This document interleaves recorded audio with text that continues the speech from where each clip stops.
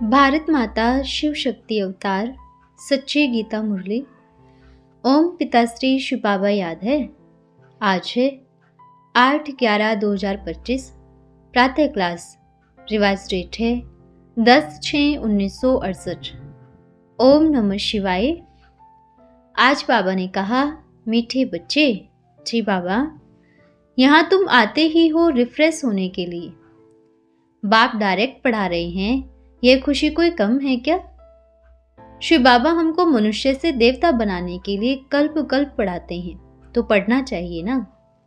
भक्ति मार्ग ही अलग है, उसमें तो अनेक मंदिर ठिकाने आदि हैं, कितना भटकना पड़ता है। यहाँ भटकने की कोई बात नहीं। ओम नमः शिवाय।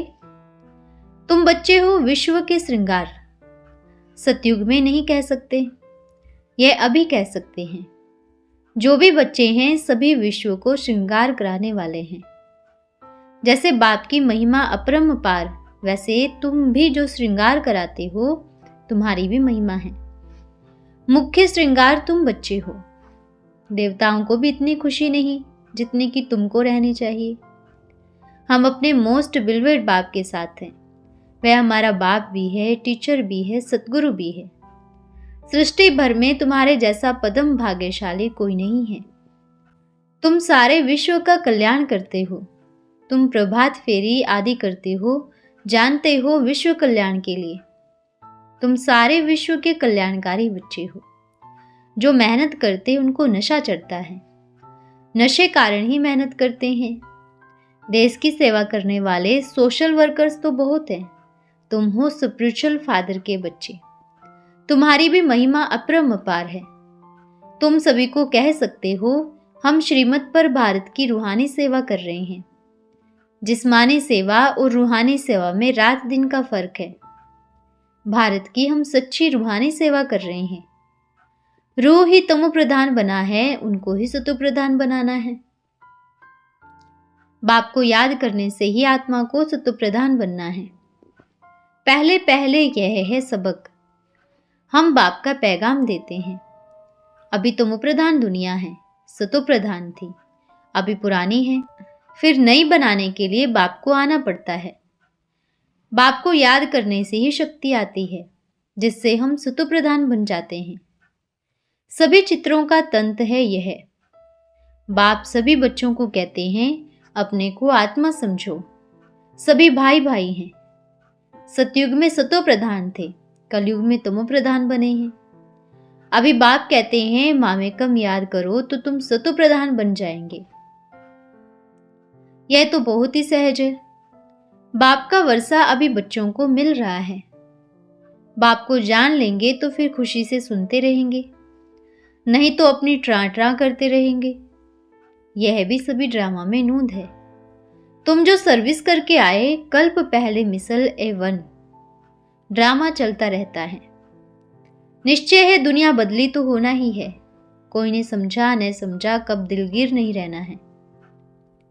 कोई लड़ते भी हैं, बकवास भी करते हैं। जो बाप को याद करते हैं उनके लिए खुशी ही बस है। खुशी में नींद नहीं आती है, क्योंकि कमाई होती है। खुशी है धन में।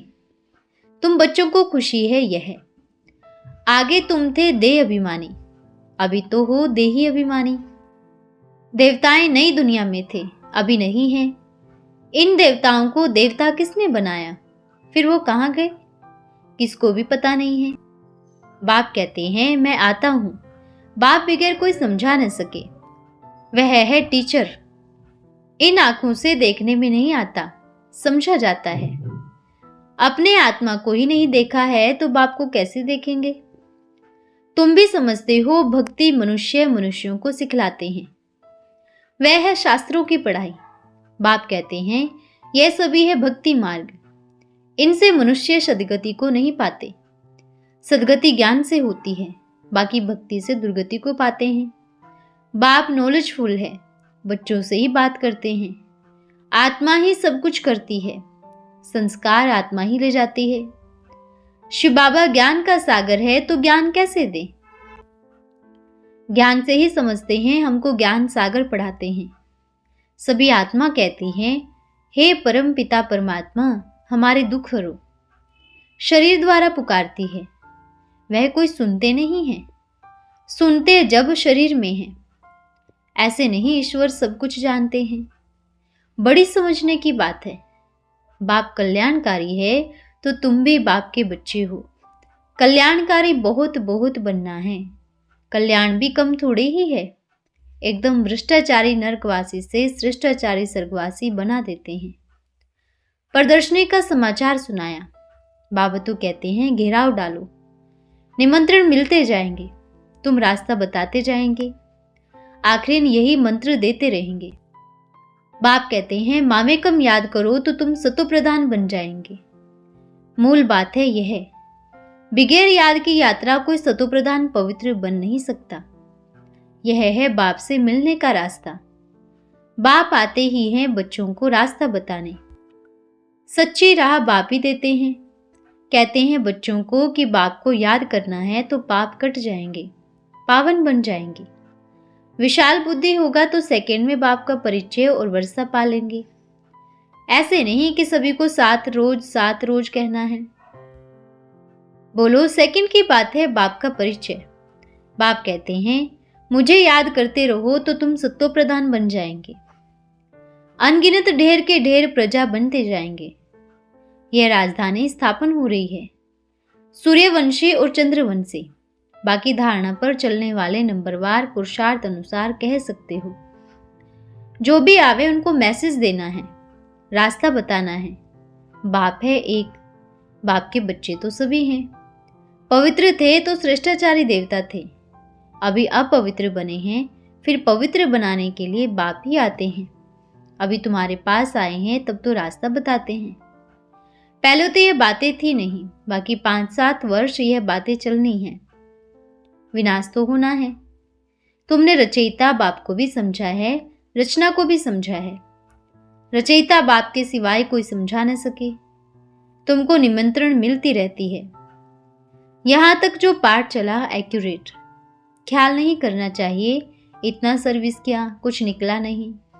टाइम वेस्ट नहीं करना है। मुख्य जोर देना है बाप को याद करने पर।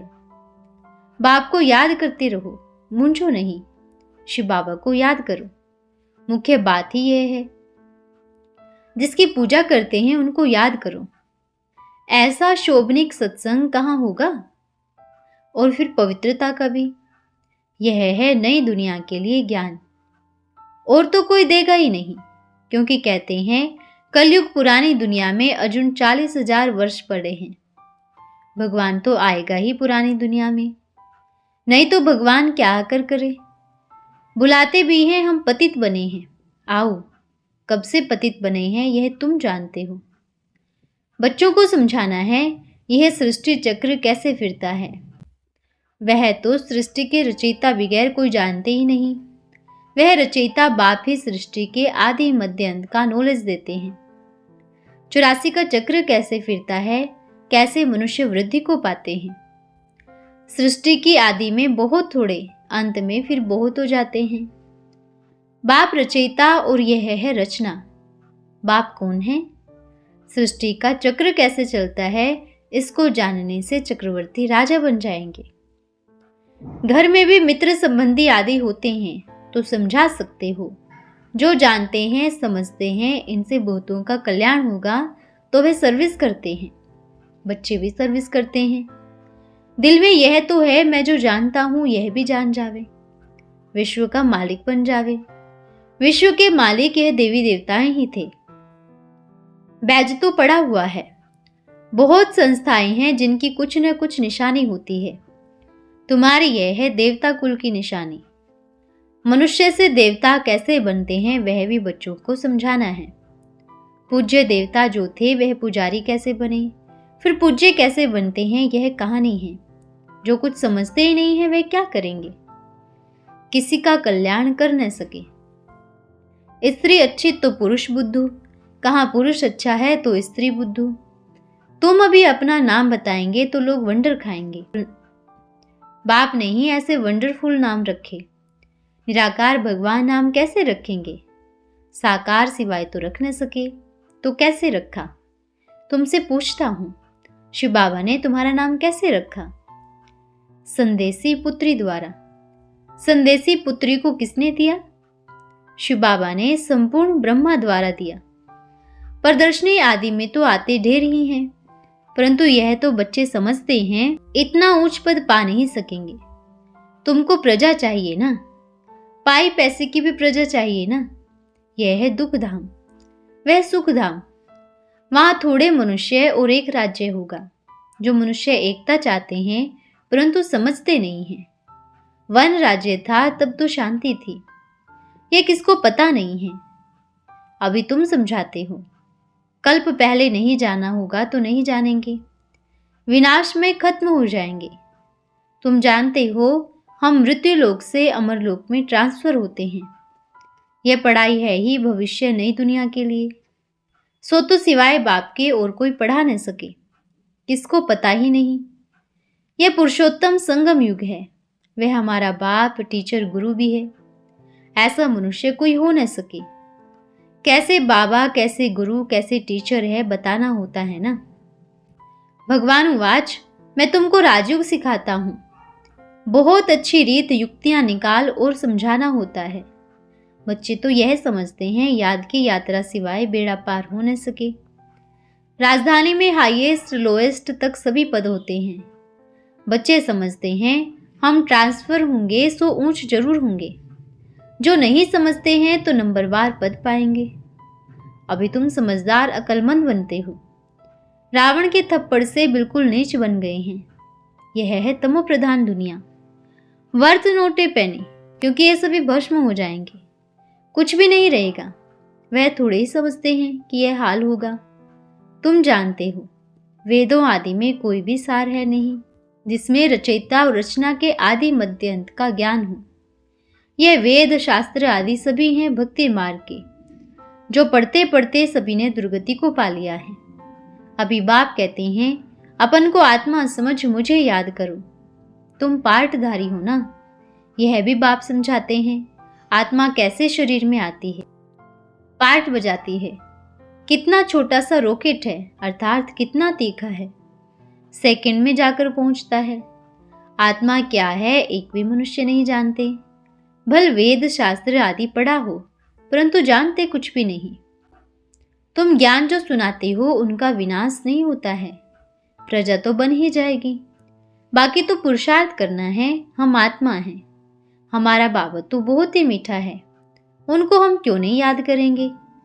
बाबा हम तो आप ही शरण में आए हैं, आपका ही बने हैं, आपका ही वर्षा लेंगे। ऐसे सिर्फ शरण में आने से वारिस थोड़ी बनेंगे।